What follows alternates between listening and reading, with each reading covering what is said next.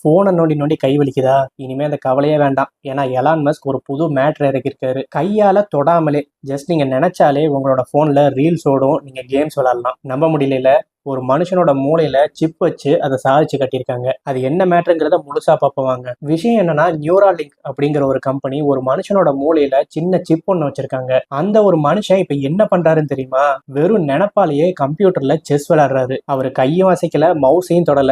Just மூளையில இந்த காயை இங்க நகர்த்துன்னு நினைச்சாலே கம்ப்யூட்டர் அந்த காயை அங்க நகர்த்தி வைக்குது. இதை பாக்குறப்ப ரோபோ படத்துல ஒரு சிட்டி மாதிரி எங்க நமக்கும் அந்த பவர் வந்துருமோன்னு தோணுது இல்ல. இது என்னதான் கேட்கறதுக்கு சூப்பரா இருந்தாலும் இதுல ஒரு பயமும் இருக்கு. நாளைக்கு உங்க மூளையவே யாராச்சும் ஹேக் பண்ணிட்டா என்ன ஆகும்? நீங்க ஒண்ணு நினைக்க அது வேற ஒண்ணு செஞ்சா. முக்கியமா நம்ம பசங்க எக்ஸாம் சென்டர்ல உட்காந்துட்டு மைண்ட்லயே இந்த கேள்விக்கு இதுதான் பதில் ஆன்சர் அனுப்புவாங்க பாருங்க. அங்கதான் ஒரு பெரிய ட்விஸ்டே இருக்கு. ஆனா சீரியஸா பார்த்தா நடக்க முடியாதவங்க, பேச முடியாதவங்க, இவங்களுக்கெல்லாம் இது ஒரு வரப்பிரசாதம் தான் சொல்லணும். சரி மக்களே, உங்களோட மூளையில இந்த சிப்பு வச்சா நீங்க அதை வச்சு என்ன பண்ணுவீங்க?